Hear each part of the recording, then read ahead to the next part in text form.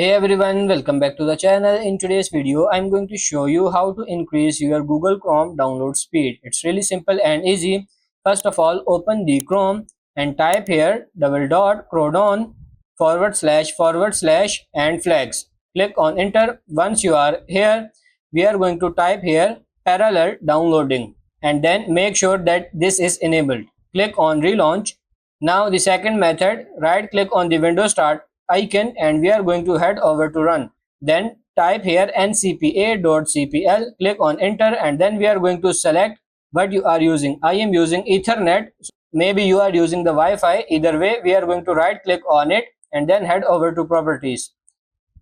Once you are here, click on Internet Protocol version 4, go to the properties and then make sure that use the following DNS server stack, and then for the top line type in 111 and for the second line 1001. Then click on OK. After that, tap on these three dots in the top right and head over to extensions and click on manage extension. Make sure that you have no weird or spammy extension installed. If there is, just simply remove it.